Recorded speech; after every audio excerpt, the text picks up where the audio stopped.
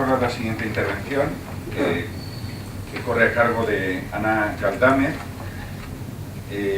Ana Galdámez es licenciada en Periodismo y está en el Departamento de Derecho Constitucional de la Universidad de Sevilla. El título de su intervención es Posverdad y crisis de legitimidad en la sociedad de la información, la búsqueda de soluciones en perspectiva comparada. Te agradezco especialmente a Andrés que propuso, porque coincidió en una ocasión y se ve que le gusta especialmente, y te felicito por la invitación y muchísimas gracias por tu intervención. Bien, buenos días, buenas tardes ya.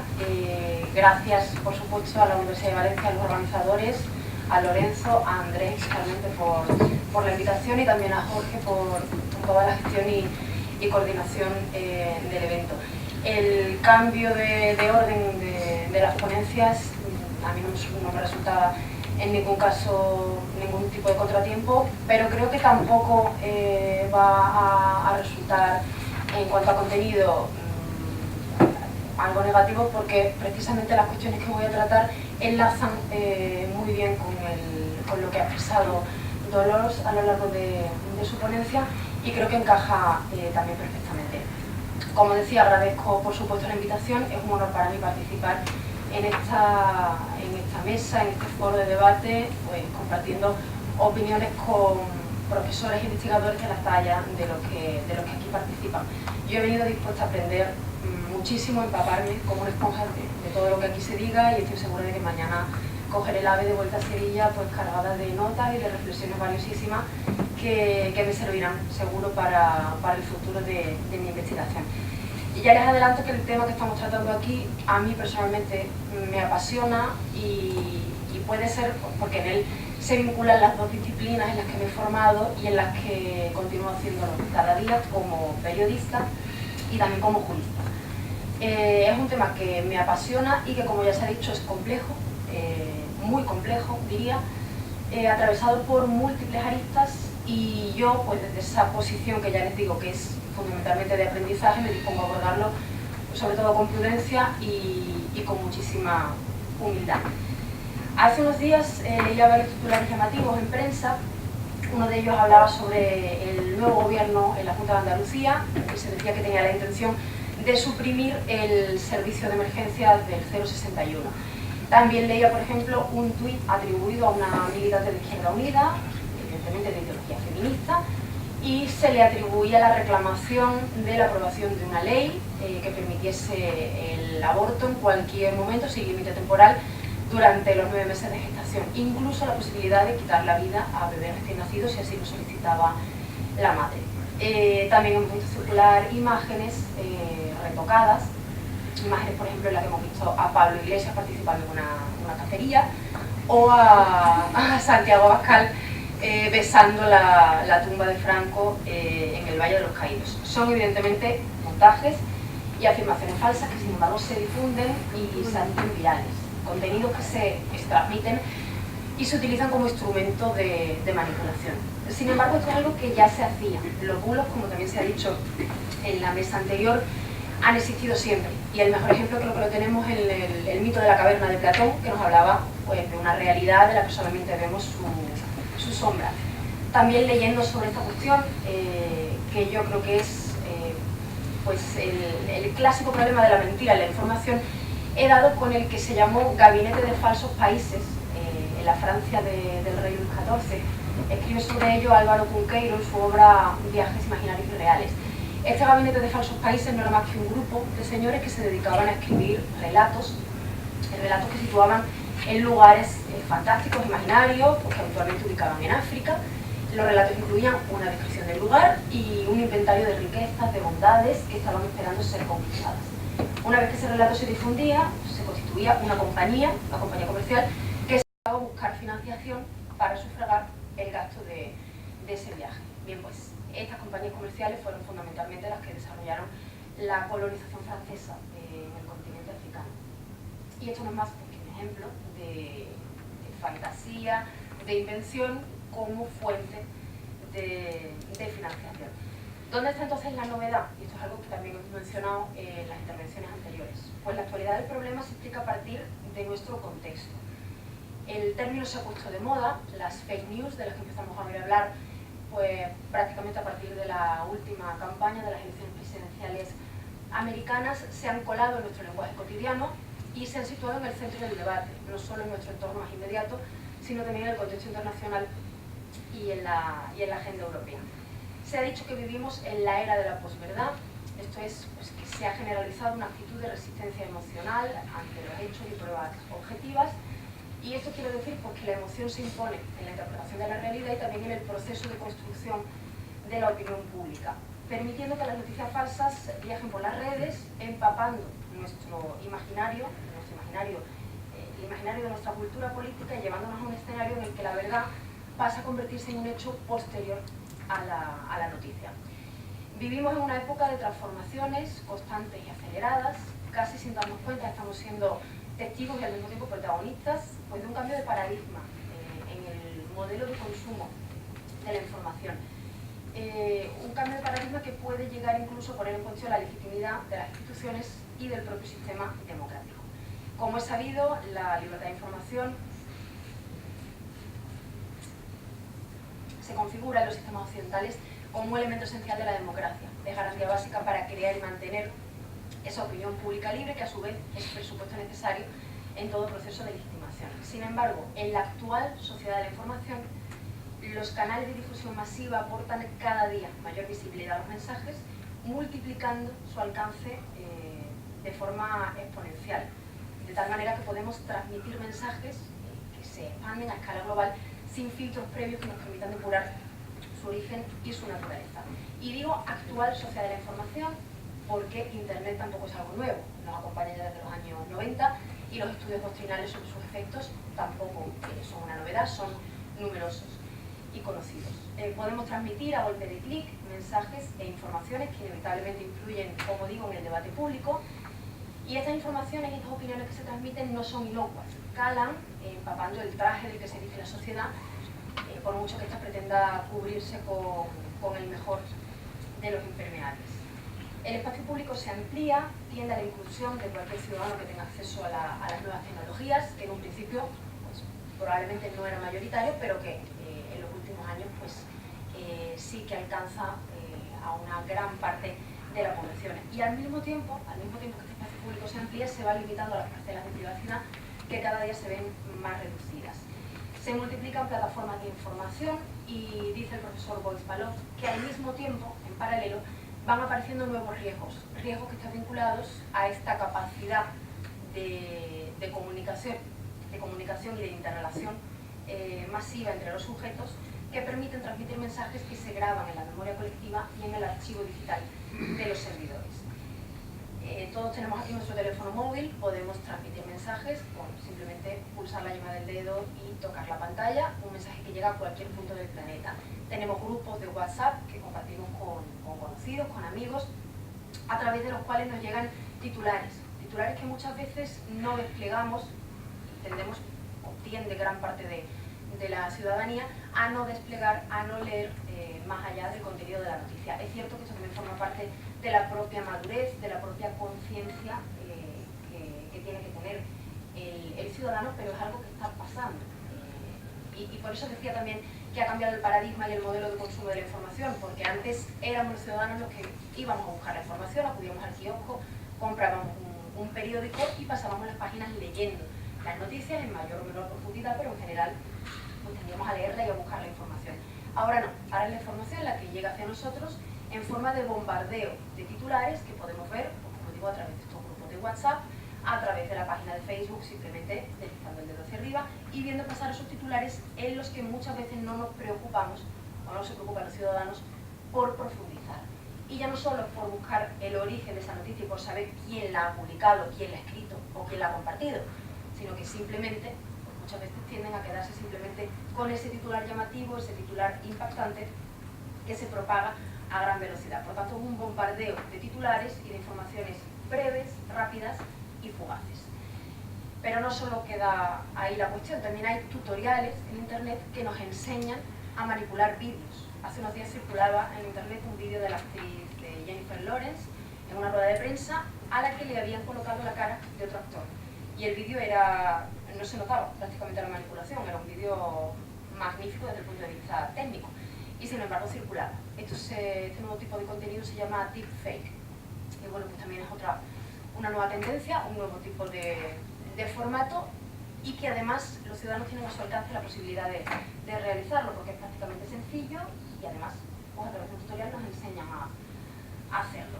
El problema es que son contenidos que históricamente quedaban en un ámbito restringido y que ahora, sin embargo, tienen un alcance mucho mayor. Y aquí es donde está la novedad del problema, como decía y como ya se ha comentado también en anteriores intervenciones. La novedad no es la noticia falsa en sí misma, sino su capacidad de difusión masiva a través de las redes sociales. Vivimos en un contexto en el que multitud de mensajes se expanden, cristalizan a escala global, y la desinformación que generan las fake news puede llegar a adulterar ese proceso de formación de la opinión pública y a su vez los mecanismos de legitimación de las instituciones democráticas. Y esto es lo que preocupa a los poderes públicos, los que están tratando de liderar ese debate acerca de la búsqueda de soluciones, ¿no?, a este problema. Lo vimos en las elecciones presidenciales americanas, en la consulta del Brexit, también aquí en España, en la jornada del 1 de octubre, hubo un bombardeo de titulares y de informaciones falsas en uno y otro sentido. Se ceden datos personales a cambio de un producto gratuito que circula por la red, del que desconocemos su origen, aunque es cierto que en algunos casos podemos intuir su intención. Datos que también sirven para confeccionar listas de contenido, para confeccionar propuestas informativas que interesan a los usuarios de las redes sociales, porque las redes sociales funcionan a través de algoritmos que confeccionan una información que nos interesa a los sujetos. Detectan las interacciones que establecemos con el resto de conocidos que tenemos, los comentarios que escribimos, y a partir de esas interrelaciones y de nuestros gustos y preferencias que estamos demostrando cada vez que interactuamos a través de la red social, nos ofrecen un contenido que creen que nos puede interesar, alimentando el bucle de la autoafirmación personal y de nuestra propia preferencia y nuestra propia ideología. Como advierte Cass Sunstein, Internet no es solamente un medio efectivo para preservar y promover principios democráticos, sino también una poderosa herramienta capaz de minarlos. En cualquier caso, si aceptamos, y yo creo que debemos hacerlo, la premisa de que la comunicación es indispensable para el desarrollo de una sociedad, es garantía de pluralismo y al mismo tiempo también de la difusión de los diferentes discursos, y también creo que cualquier propuesta que tienda a su limitación debe abordarse con cautela.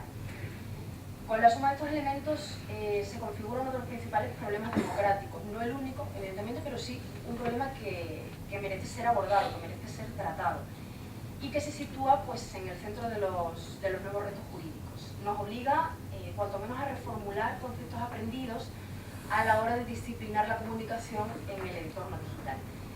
Y en este sentido voy a detenerme en dos aspectos que considero fundamentales. El primero es, como decía, que la legitimación democrática requiere de la existencia de una opinión pública libre. En ello insisten los jueces constitucionales en su reiterada jurisprudencia, y ya hemos dicho que la desinformación derivada del efecto de las fake news puede poner en cuestión este proceso de construcción de la opinión pública y a su vez poner en cuestión el principio de legitimidad como uno de los cimientos de nuestro sistema democrático. También es importante señalar en este sentido que no toda información errónea o equivocada que se pueda difundir a través de los medios de comunicación, que se pueda publicar, es fake news.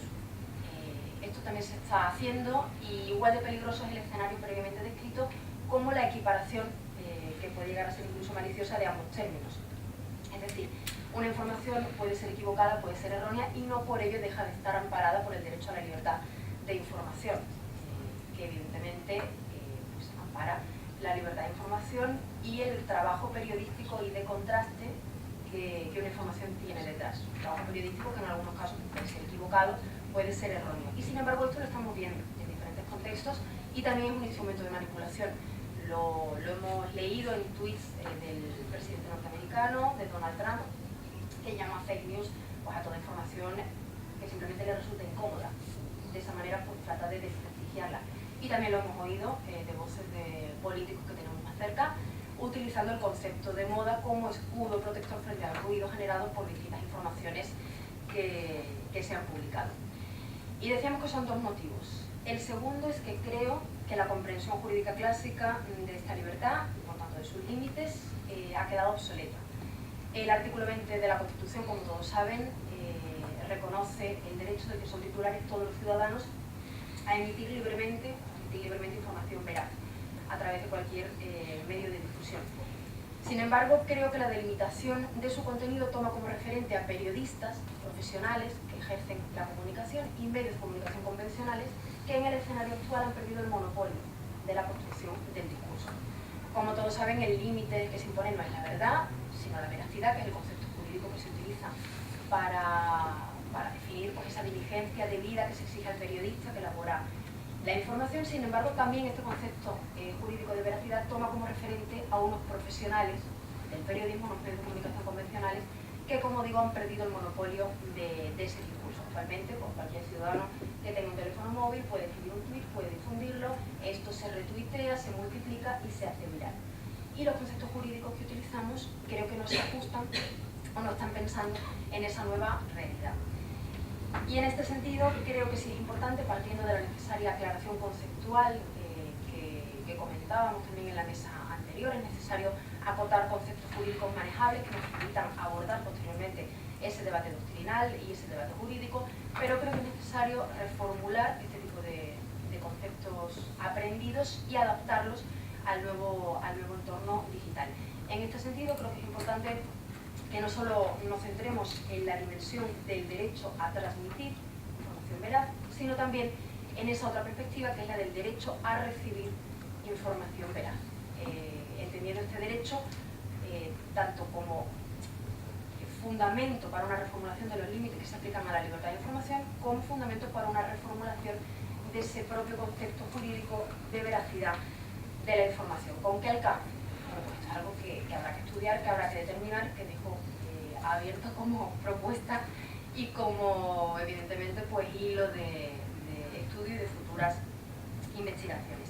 Todo ello, por supuesto, sin abandonar los presupuestos pluralistas que configuran el contenido constitucional de este derecho en nuestro ordenamiento. Una tarea nada sencilla, bastante complicada, pero que, bajo mi punto de vista, creo que es importante hacer. Y teniendo en cuenta también la necesidad de reforzar el papel de los medios de comunicación convencionales, del periodismo de calidad, que creo que debe de recuperar un papel de garante de la solidez de sus propios contenidos, un papel que históricamente tenía, que hace unos años tenía y que ha perdido. No solo hay desafección desde los ciudadanos hacia la política, sino creo que también desafección de los ciudadanos a los medios de comunicación. Y es importante que se refuerce este papel y que vuelvan a erigirse en garantes de la solidez de sus propios contenidos, que los ciudadanos puedan tener la tranquilidad de que cuando acceden a determinado medio de comunicación sepa que la información publicada es fiable, que esa información tiene un respaldo y una solidez detrás que al menos pues, garantice su contenido. Esto es importante porque creo que la respuesta que se dé no puede limitarse únicamente al plano regulatorio, al plano normativo, y esta es la línea en la que se mueven los trabajos desarrollados en el seno de la Unión Europea, como también se ha comentado en la sesión anterior. Es la postura que ha quedado plasmada en ese informe sobre cómo combatir la desinformación, resultado de las conversaciones mantenidas en el seno del grupo de expertos de alto nivel, creado a instancias de la Comisión Europea. Alertan, entre otras cuestiones, sobre los peligros de regular en caliente para limitar y para tratar de contrarrestar el problema de la desinformación, y de regular en caliente para resolver un problema que por definición es multifacético, por tanto no responde a una única causa y tampoco puede abordarse a partir de una única solución. Entre las recomendaciones de este informe destacan en primer lugar la de sustituir el término fake news por el de desinformación. No son conceptos que se refieran a la misma idea, como bien comentábamos también en la mesa anterior, son conceptos distintos y es importante acotar la definición de forma consensuada de a qué nos referimos cuando hablamos y cuando utilizamos cada uno de los términos. El lenguaje es importante. El concepto de desinformación se considera más adecuado, más amplio para abordar el conjunto de los problemas de los desórdenes informativos a escala global. Y esta es una opinión ampliamente compartida también por la literatura científica. Voces autorizadas insisten en calificar el término fake news como un oxímoron. Esto es una estructura sintáctica en la que se unen dos términos que son en principio antagónicos y que unidos dan lugar a un sentido distinto. La noticia en sí misma es una narración de hechos que tienen que ser, cuanto menos hechos ciertos, hechos que tienen un trabajo periodístico de contraste detrás. Si lo que se difunde o lo que se publica es falso, pues en sí mismo no se puede llamar noticia. Con lo cual, la estructura en sí misma tiene deficiencia desde el punto de vista semántico. Junto a esto, pues se propone la implementación de un enfoque defensivo, una serie de medidas, de propuestas que tiendan a reforzar la posición en la que se encuentran los usuarios que acceden a través de las redes sociales a los diferentes contenidos y también los periodistas y los profesionales de la información. En definitiva, apoyo institucional para dotar de poder a usuarios, a internautas, a usuarios de los medios para que puedan responder de forma crítica a los contenidos y analizarlos también de forma crítica. Y esto enlaza con lo que comentaba Dolores antes de la alfabetización mediática e informacional. Y para ello es fundamental que haya financiación que implemente todo este tipo de medidas y de políticas que refuercen el poder y el conocimiento de quien se enfrenta a ese tipo de contenidos a través de las redes. También se habla de crear una red de centros de investigación en materia de desinformación, al menos en el ámbito de la Unión Europea, y en definitiva un conjunto de medidas que refuercen ese enfoque defensivo a partir también de la apuesta por la transparencia, la autorregulación y la publicidad activa. Transparencia desde el punto de vista de los medios de comunicación, pues, por ejemplo, siendo transparentes respecto a la financiación del propio medio. En general, cuanto más transparente seas, más difícil será que construyan falsas informaciones. Esto referido a cualquier ámbito, al ámbito empresarial, al ámbito económico o al ámbito de los medios de comunicación. Autorregulación, ¿en qué sentido? ¿Cómo se puede autorregular en esta materia? Pues ya tenemos algunas experiencias concretas a través de los sistemas de verificación que ya utilizan muchos medios de comunicación, lo vemos en La Sexta, El Confidencial. También se ha hablado esta mañana sobre la experiencia de Maldito Bulo dentro de la plataforma maldita.es, periodismo para que no te la cuelen. Se trata pues, de rastrear a través de internet los contenidos falsos que se difunden y sobre todo la importancia del desmentido. En Maldito Bulo, si accedes a la página web, pues se publican desmentidos sobre todas aquellas fake news que previamente han sido difundidas. El problema es que muchas veces este desmentido no se viraliza, o no al menos con el mismo impacto que lo hace la noticia falsa, porque la noticia falsa es más atractiva, es llamativa, es impactante, enseguida la compartes. El bulo no es tan atractivo y por tanto pues no alcanza la misma difusión.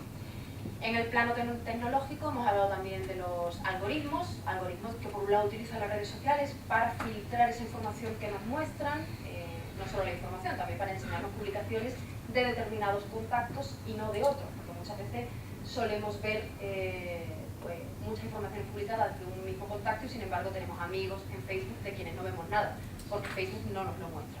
Pues los algoritmos también se están tratando de aplicar en sentido contrario, como filtro o como mecanismo de búsqueda de la trazabilidad de la noticia, para conocer cuál es el origen de la noticia que se publique, por tanto filtrar qué es fake news, qué es noticia fiable o contrastada. Sin embargo, pues es una herramienta tecnológica que evidentemente también tiene deficiencias. Un algoritmo funciona a partir de un conjunto de operaciones matemáticas y no puede detectar cuestiones sensibles como puede ser el humor, como puede ser el doble sentido, por tanto necesitaría siempre del componente humano que complemente la aplicación de esa tecnología. Todo esto se puede desarrollar, todo esto se puede regular. Lo que sucede es que se trata de un problema a escala global y creo que la respuesta tiene que ser consensuada, compartida, también a escala internacional, al menos coordinada en el seno de la Unión Europea. Sin embargo, ya algunos Estados miembros están regulando, están decantándose por la opción de la regulación interna, a pesar de los esfuerzos pues, que tienden a animar a esa búsqueda de soluciones compartidas. En 2007 se aprobó en Alemania la Ley para la Mejora del Cumplimiento Jurídico de las Redes Sociales. Es una norma que no se dirige específicamente a contrarrestar el problema de las noticias falsas, se dirige a contenidos ilícitos con carácter general. Pero lo importante de esta norma y lo llamativo es que pone el foco no en los creadores de la información, sino en las plataformas, en las redes sociales. En concreto se aplica a todas aquellas redes sociales que tengan 2 millones de usuarios registrados en Alemania, y estas redes sociales se convierten en las responsables del bloqueo de aquellos contenidos ilícitos que se difundan a través de esta red social, siempre que se hayan interpuesto previamente quejas o reclamaciones al respecto. También incluye una serie de obligaciones para esa red social, como son la publicación de informes periódicos sobre el tratamiento de las quejas que se interponen, la designación de un delegado territorial de contenidos y al mismo tiempo pues, se prevén sanciones económicas que además son muy elevadas. Lo llamativo de esta norma, como digo, es que invierte el esquema clásico de la responsabilidad y pone el foco en la red social, no en el creador de la información, sino en la plataforma a través de la cual se difunde esa información. Y esto creo que es llamativo y peligroso.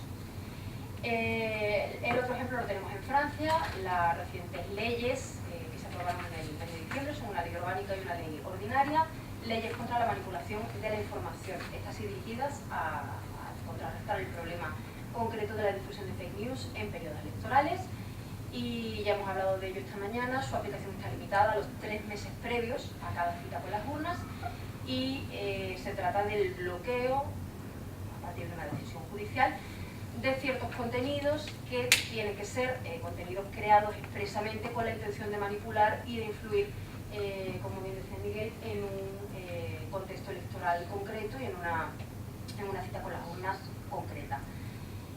Son ejemplos de la regulación que ya se está impulsando en países de nuestro entorno. El debate en cualquier caso está abierto y creo que sí que es necesario abordarlo, que se tendrá que abordar.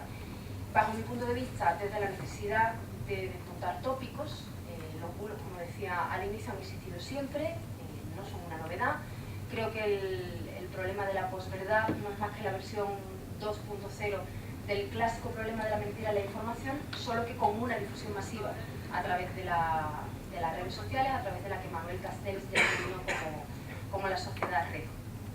Lo más urgente quizás sea acometer esa aproximación terminológica, definir conceptos que sean jurídicamente manejables y que nos permitan abordar posteriormente el debate jurídico acerca de ese flujo de información falsa, en primer lugar como elemento distorsionador de la opinión pública y de la legitimidad, de la legitimación en los sistemas democráticos, y como fundamento para una reformulación de los límites que se aplican a las libertades de información y de expresión, y al mismo tiempo para reformular ese concepto de veracidad de la información.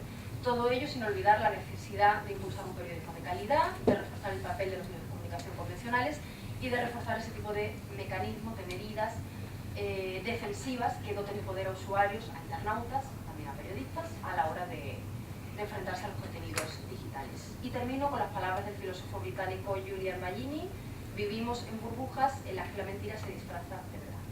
Muchas gracias. Luego en el debate habrá tiempo, pero me ha recordado, un momento me ha recordado ese anuncio de "ahí lo dejo", cuando entre muchas cuestiones sugerentes ha señalado pues, que igual hay que reinventar el concepto de veracidad, y ahí lo dejo. Luego si acaso volveremos sobre ese y otros tantos temas. Bien, la siguiente intervención corre a cargo de Miguel del Fresno. Miguel del Fresno es, entre otras muchas cosas, pero la más importante en este momento, es profesor titular de Sociología de la UNED, y va a hacer una breve intervención, más breve que las anteriores, unos 15 minutos, sobre desinformación, análisis de redes y política, la lucha por el poder de definir la realidad.